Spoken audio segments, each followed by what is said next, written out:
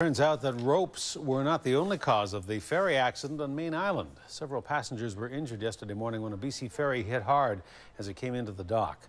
Divers found ropes from underwater traps tangled in the ship's propeller, but now BC Ferries says it has found a mechanical problem as well. News reporter Louise Hartland has that for us again tonight. She joins us now live. Louise. Hudson, BC Ferries now says a mechanical problem is to blame for the Queen of Nanaimo slamming into the docks in Village Bay on Mayne Island yesterday. Engineers are busy repairing damage and looking for answers after a BC ferry slammed into a dock on Mayne Island yesterday. The Queen of Nanaimo was docking at Village Bay when a propeller failed, preventing the ship from slowing down.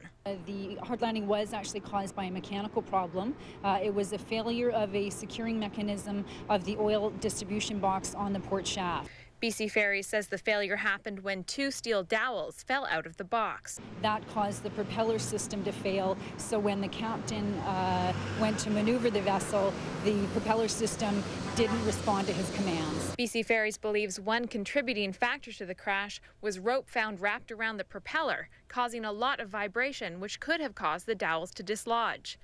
The rope is believed to have come from crab traps like this.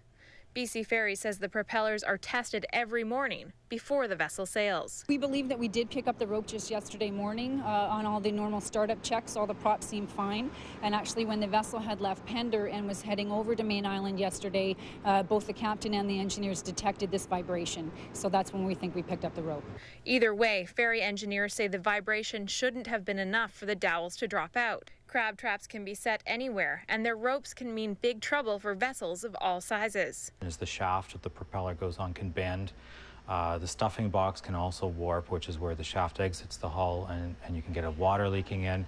And then sometimes the gearbox can jam, and it can be a much more serious problem than just the propeller. So, in the meantime, passengers traveling to and from Mayne Island are facing some heavy delays. The vessel replacing the Queen of Nanaimo is much smaller and can't handle as many passengers or vehicles. Planning to bring the car, but there was so many cars, and most people just turned around and went back, but probably about 10 or 12 cars decided to park and just walk on and come on by foot this morning.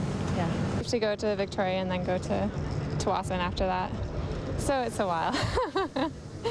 It's taking longer than BC Ferries originally expected to get everything back to normal.